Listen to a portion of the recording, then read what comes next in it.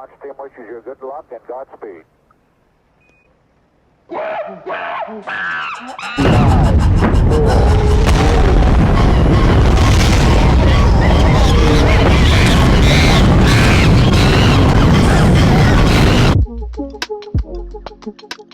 Space Monkeys, blasting off about NFTs and MetaPrime with the guys from KodaDOT. We have yangWao and Damsky up here with us. If you're not familiar, their Twitters are linked below. Guys, welcome to the show. Hey, welcome and thank you for the invite. Welcome and thanks to be here. Yeah, it's really nice to have you guys here. I know you guys have been working very hard for several years now, and you also have a big event coming up in Prague that you've been planning. We'll definitely get to that a little later. But first of all, I just wanted to understand how the two of you got working on the same project together. I just somehow magically connected to yangWao, and it was actually pretty quick. I wrote him some stuff about me, and he was like, "Yeah, okay, let's try, and we will see." And that's how we started. So, do you have any idea what the original job description was? Well, I was originally hired for like a community manager, so I was basically supposed to be taking care of Discord because back at the time NFTs were quite busting, and we needed to take care of a lot of people coming to Discord and asking all kinds of questions. Yeah. So I basically started with that, and then it kind of grew into like a lot of stuff as it is now. So yeah. Okay, so your job description now is just a lot of stuff? Yeah, I would say a lot of stuff is the description right now, because it kind of moves from creating documentation, then taking care of everything around community, then taking ambassadors inside and hiring like stewards.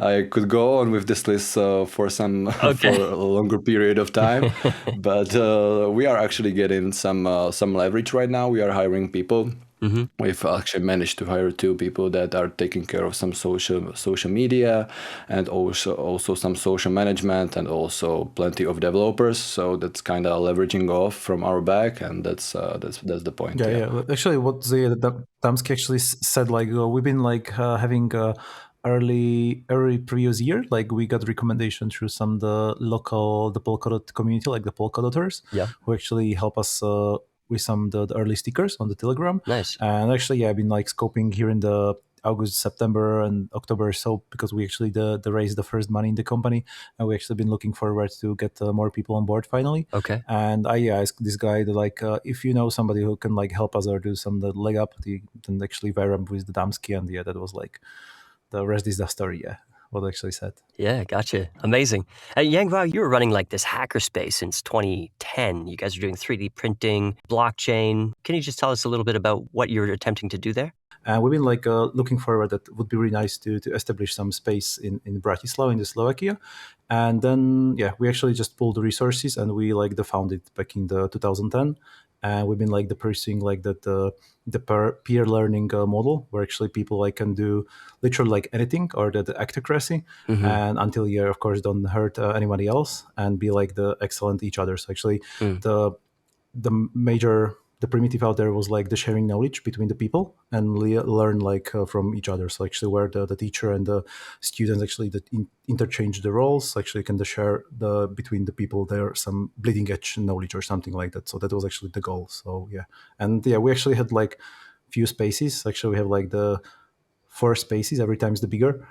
And we've been like running through some early Bitcoin 2010, and actually some of the InfoSec stuff, the Tor. We've been like educating people use the Signal back then, and some of the privacy messaging that actually go for stuff like learning people the code, and then actually doing some the Ethereum workshops as well. And then actually we recently 2018 like wired up with the folks who actually been in the Polkadot ecosystem, and we actually start working with them. So that's actually where it's coming from, like in our space, the grown people like the Hydra and the Basilisk team, that the guys from the Mangata, and ours as Koda that like participating in the Polkadot ecosystem. What was it about the Polkadot ecosystem that grabbed your attention there? The forkless upgrades, as I'm more the technical founder, and the whole on-chain governance process. Because when I really learn about how the whole technical committee and the rotating council actually works, I've been quite impressed.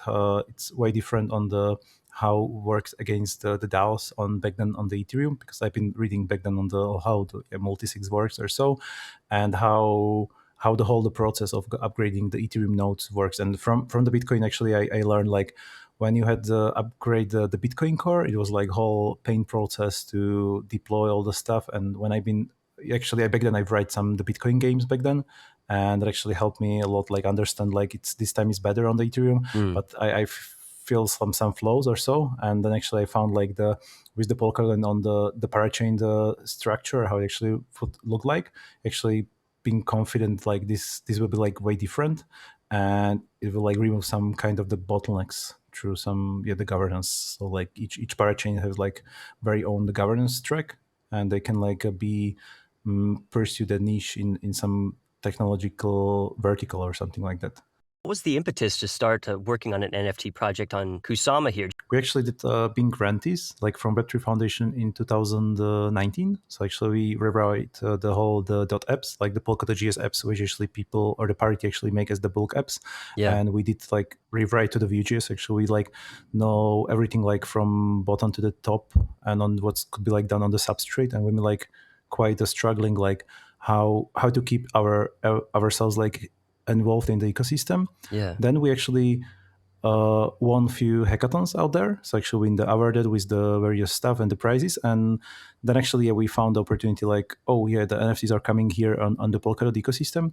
And as we have the deep knowledge mode, what could be like done, we actually realized we can like do some the quick implementation and much nicer UI for the substrate back then. So actually the community like really appreciated back then. Yeah. And how things actually goes. So we've been like pulled in by the people from the Parity to the Kusama NFTs as the power builders there, and they actually help us being wiring up with the Bruno up there, and started working on the remark, and then actually compose some sort of a proposal to get us the funding and the rolling implementation of the first version of the KodaDOT. So actually, yeah. You funded the first milestone of KodaDOT through a spending proposal. Yeah, exactly. We've been like awarded some small amount of money, if I'm right. Like it was like 15K or so. Mm-hmm. And then actually we've been trying to raise the first money in the company, but we just see like there is like maybe the potential something much bigger. Where then later, we actually been really happy that actually we didn't raise the first money, because it was like the first money offered by some the shady VCs out there, or who actually been taking some quite high equity or so. And of course, it was like quite huge bull run. It was like back in the March, April or so. We just decided internally like just steam off and just recharge the stuff. Yeah. And back in the June, July, we actually moved to the Slovenia for the retreat, like the recharge and do the team bonding and that kind of stuff in the nature. And we then been approached like we should implement the state mine.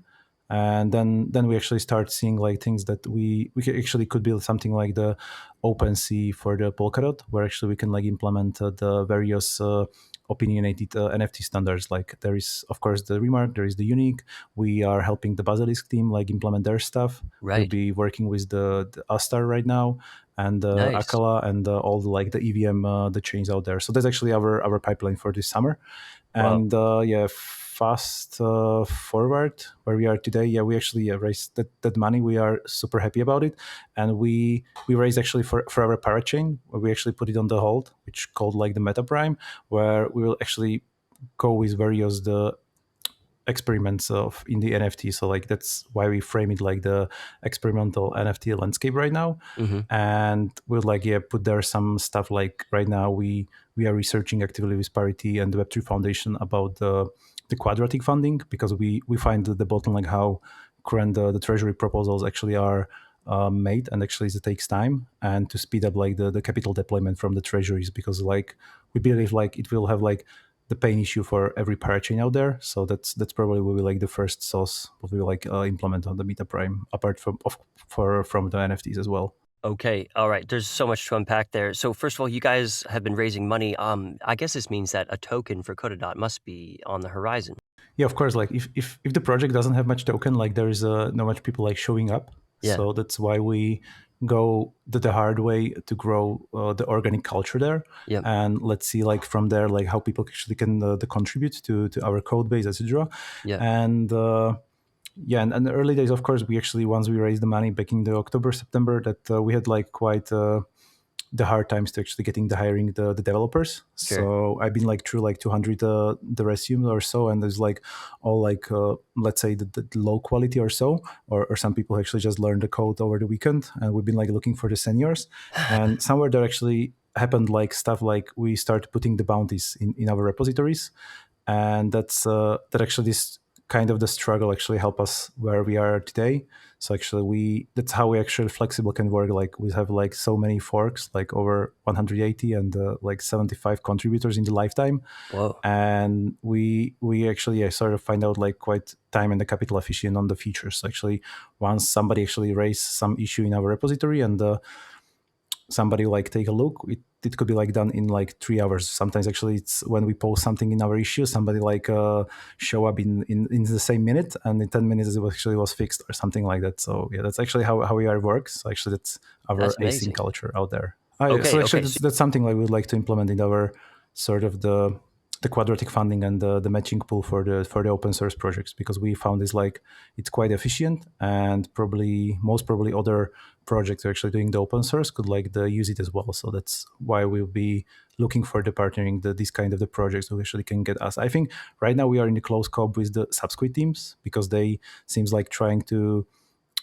leverage in their project development as well. Nice. And we'll see like once we have like the first 3 customers on this will be super nice. Okay, so if I'm understanding correctly, on your GitHub, you basically just have open issues, and then you have bounties, and you kind of have this pool of developers who will jump on and solve the problems you have within a short period of time. And that's mostly how you guys are building this thing? Exactly, yeah. Because that's how we market ourselves, that we have like non-internal development team, and it's still like me and the wiki back then, and that's pretty much that's it. Recently we've been like doing short writing, but we actually didn't publish like much the comprehensive writing, like the summary. Okay. But back in the December, January, February, it was like most like 2 of us like doing the code reviews, and we have like so much the code reviews to our upstream branch. I think the current number was like 270 pull requests per month, which is like quite a ludicrous number. Yeah. And right now we found like it's quite the bottleneck, because it's actually cost me like the mental health. And we established something like we call ourselves like the code review guild. So we took like the people who actually have at least 50 to 100 pull requests merged to the upstream branch. They actually are eligible, that we are quite sure that actually they know our code base. Yeah. And we actually give them the trust to access our sort of the off-chain treasury, and they're actually doing the payouts between themselves. So actually anyone can like peek on our code base and sees actually how it works. So this is actually like this current flow we would like to implement for some palette as well on the Parachain as well. So that is so interesting. Okay, and are you calling this quadratic funding, or is quadratic funding something different? Oh yeah, quadratic funding will kick in like we are thinking in like the simple version right now. Like for example, if some developer like do like 3 pull requests in a week, the developer or the contributor will be like eligible for like 25% or 50% top up from the original size of the bounties. Actually, that's like motivates them to keep rolling. Oh, that's so interesting. Okay, all right. So you're giving bonuses to incentivize like more contributions closer. Exactly. Yeah. Oh, damn, that is super cool, guys. Okay. Okay, so if we could just go back to KodaDOT for a second, what's the state of KodaDOT right now? You have this plan to implement all these different NFT standards. Right now you have Remark and Unique. Yeah. So actually, we have the Remark Unique. We actually contribute into our knowledge to the Basilisk NFT marketplace. Right. So right now we will be releasing with them on the private the testnets. Actually, we will like inviting the community to help us the catching all the dragons or the bugs. Actually, like doing the incentivize the testing with the community. So we'll be like putting some formula up there. Can you give us any insight on what the Basilisk NFT standard is going to be like, and why they're building their own standard? Okay, it will be like close to the liquid NFTs, so it would be very interesting how you can like utilize these NFTs in their LBP stuff. Okay. And what we actually are bringing like apart from usual NFTs, we actually bringing there like the royalties and proxy royalties and the Mago first. That's actually briefly the 3 foundation properties there. So actually imagine like, of course you can like from NFTs you can stream the royalties to the original author in the trustless way. And in the proxied royalties, you can like direct the royalties to some of the costs. So for example, in our case, we are doing like reforestation with the RM Terra as well in the Portugal. And you can like, for example, every sale, you can drive some, let's say the 1 or 5 or 10% from every sale of NFTs to reforestation or something like that. So that could actually demonstrate the stuff. And Okay. with the Megaverse, you can actually quite start building in trustless way how you can build on other dApps on top of it. Because right now, how it actually works with the all humbleness, like to the remark and the singular, is like issue is like it's still like the strings on the chain, and there is like some indexer running. So actually, literally, it's like central endpoint. We have like hassle like avoiding some double spends. Actually, we like implement some lot of the cases to handle this, but still it's actually not in the trustless implementation right now. So that's why with Basilisk we can finally have the trustless NFTs in the Dotsama ecosystem, and from there you can it can actually spark a lot of interesting the NFT dApps. So that's what we have in pipeline with the Basilisk. Like anybody can take or the fork our KodaDOT stuff, and will be incentivize people to create the creative use case on top of it or so. Okay, thank you for those insights. So Basilisk is coming up next, and then you said Astar is coming as well. Yeah, exactly. So with Astar, they support right now EVM, but we actually are focusing on the Rust and Ink implementation. So actually, we like anybody who would like to deploy the NFT dApp on the Astar can use the KodaDOT as the boilerplate and deploy their NFT contract written in the Ink. So that's what we'll be working with the Astar closely. And I guess they are the super colony. We actually met them in the Amsterdam, and that will actually help us for other developers to onboard more developers to the Astar. And so it could definitely can thrive and probably compete to the Solana and that kind of stuff. What do you think about Ink? Do you think Ink is going to have its day? Actually, we have like quite the discussion in the background. Of course, I know like with the Solidity there is like a bigger user base right now, but there is some various the pitfalls or so how you can like do it. Yeah. And with the Inks, actually, there's like stuff with the Rust. Actually, you have like can do like different kind of the contracts, and especially you not inherently need to write in the Rust. You can like choose. We actually working that previous year closely with the Parachains labs, and we implemented like the Ask language, which was actually writing contracts in the assembly script, and that actually would help like the people to deploy these contracts much easier. Who actually have done the JavaScript before on the front end, and it would be actually much easier than writing in the Solidity. So that actually was a great goal, but then actually the Ask language was on hold, so actually we couldn't match the continue, and back then like nobody actually supporting that. So actually been like quite bleeding edge, I would say. And now with the Astar, when they're deploying their the contracts palette, if I'm right, in this summer, we finally can enable other people to write the contracts in the Ink. And thanks to the super colony, like it will be really the breeze for others to deploy the contracts. And with us, they can like deploy any NFT dApp out there super easy. What about EVM? I mean, Moon Samas and all that.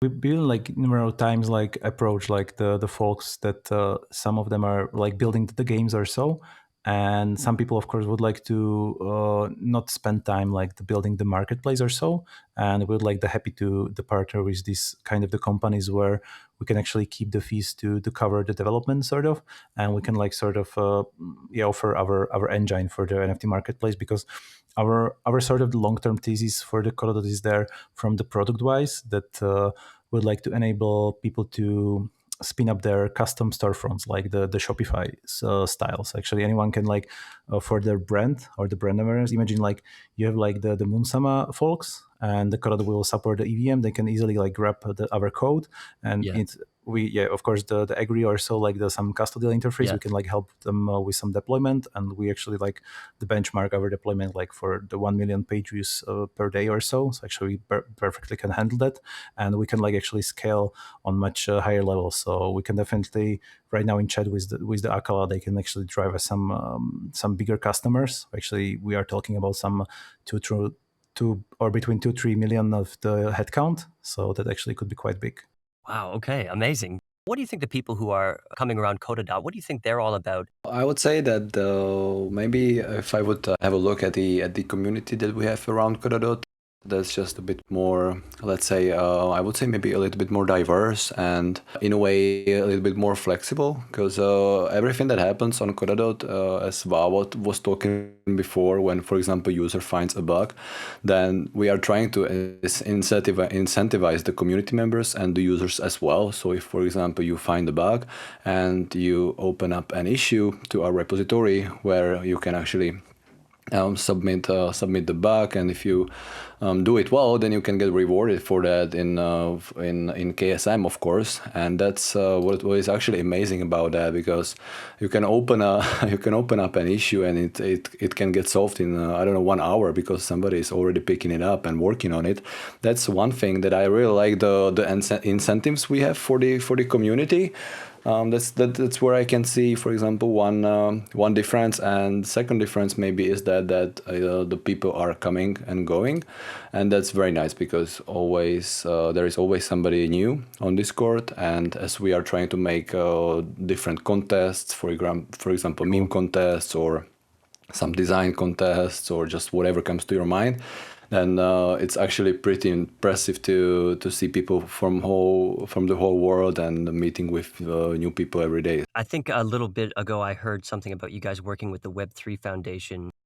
Our whole framing of the Koda is like we are doing as the public good. So actually, it's like ultimate useful for anyone out there, and we are actually try to maintain the whole of the Koda engine as in the long term. So imagine like somebody brought something like the Linux kernel, and somebody actually needs to maintain the core kernel, the module or something like that, because like nowadays like the Linux kernel could be like even running on your let's say the webcam or your the headphones or something like that. So every time it actually boots up, it's actually to provide. So that's also was like part of our thesis, like in the MetaPrime, that we would like to find the efficient way how to kind of found this public good for the others, because like things on the internet should be like more accessible for the others, and you can like start building much nicer cases there.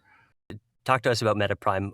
What's the goal with MetaPrime? What's the ultimate vision? The website is gorgeous, by the way. The design is just beautiful. Oh yeah, thank you. Yeah, I think website was designed by the Xylodrone back then in the August. She's been getting first stunt. Yeah, actually Xylodrone actually is the talent who actually give the rise and shine. And back then she actually been knocking on our doors like, looks guys, I need to like make you design. I was like, yeah, sure, go on. And then actually we implement the first version. Lucky. And actually helping us with the issues there. So that's actually how we actually are quite the famous, even though the Amsterdam, that we are more like working as the, not like usual Web 2.0 company, but more like the fluid Antim would like say. So actually people can like come and go and then join whenever they would like to, or actually they're working on their own will.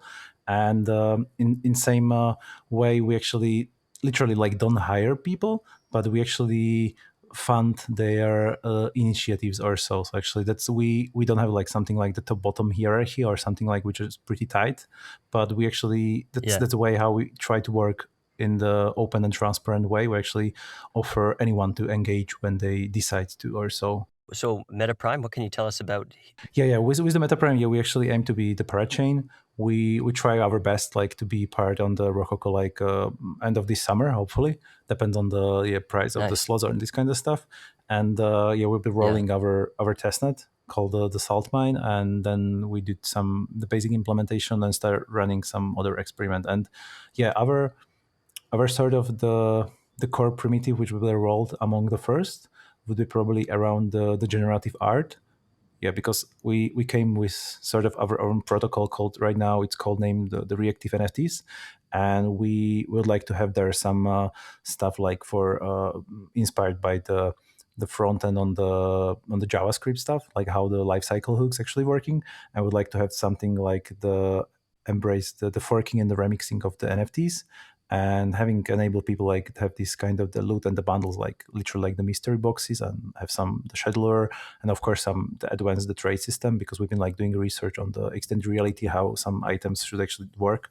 So, and all with the revenue share on the top. So that's something we are looking forward to be ready for some the gaming NFTs, because we actually would like to host a lot of the gaming NFTs as NFT infrastructure there. Okay, so is MetaPrime meant to be like a utility chain, really, that other projects can build upon?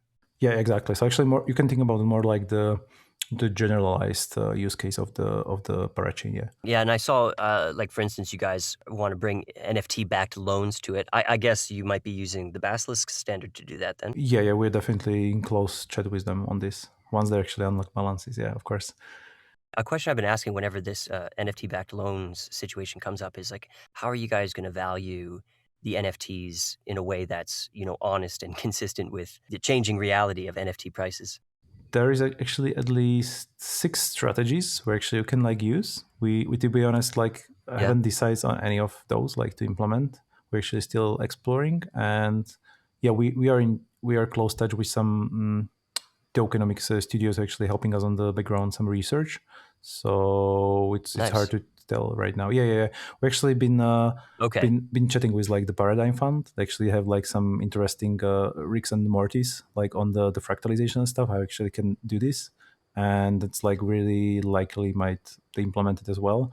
And we'll see. So there's way many options, and we will actually meet somebody on the Amsterdam who would help us with this as well as the part of the Substrate team. So we'll see how we can the pool resources together.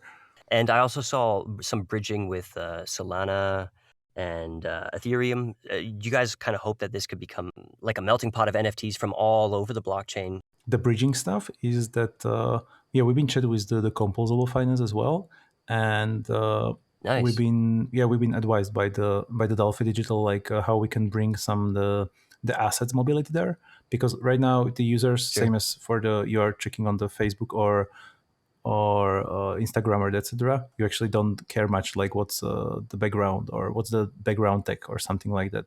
So in some way we'd like to abstract all of this from the users and enable them having your own NFT, but you doesn't need to care which the chain is actually on. So that's where actually the KodaDOT comes in, and we have some sort of the teleportation interface there. So actually that's actually help people to connect with or integrate with some other NFT dApps on the other chains. Amazing. Okay, so you said testnet by the end of the summer, you hope. Do you think this bounty development model, is it slower than a more centralized top-down approach, or do you think it competes pretty well? I think from the start it was of course super slow, so we've been quite frustrated. So actually didn't much the progressing too much or so, and but right now when we have the new contributors are flowing, especially there is of course some companies in the US are doing the laying off their staff or so. We're actually getting people all over the world, and if they actually can read our contributing, they actually can contribute quite fast. Actually, we started having some classes or education on how to use the on-chain data with the subsquid and that kind of stuff. And right now, I think with the current issues, we have 500 issues. It's actually in the async. So if I would to be killed by some the car or something like that, I think the development of the KodaDOT will continue or so until at least 3-6 months without me. So actually I need to be the present there, and seems everything's working well. So that's actually I think the brutal advantage.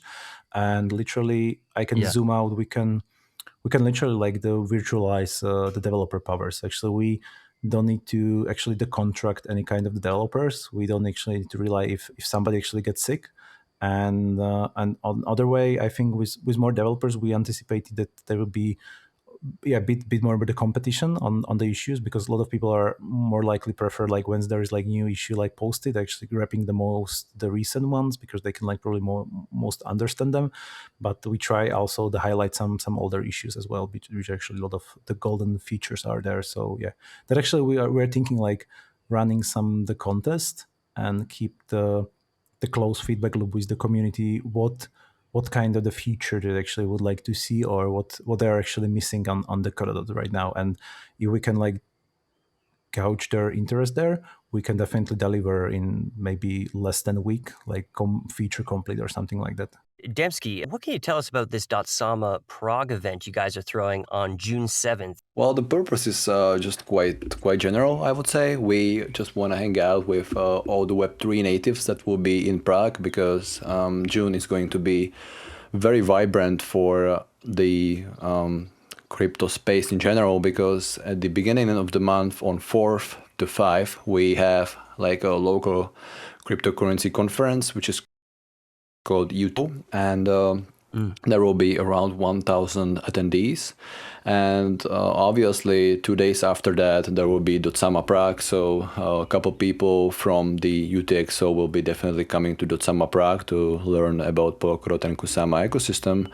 And week after that, actually, just the next Sunday or Saturday, there is ETH Prague. So Prague will be actually full of Web3 people, and that's why we basically decided to do this event in the middle of the week, because it will be just one day event with some brilliant speakers from the ecosystem, and also, of course, with catering, plenty of merch, and of course, an after party at the venue. So we are looking forward to meet everyone there, and also we would like to meet all the other people who haven't heard of the event and would like to come. Then they are invited. Tickets are still available. The tickets are able to get on Eventbrite if you actually do a Dotsama Prague there, or we also have a web page that could be probably added to description. Actually, definitely like to invite all the people to the Dotsama Prague, because it's going to be very vibrant and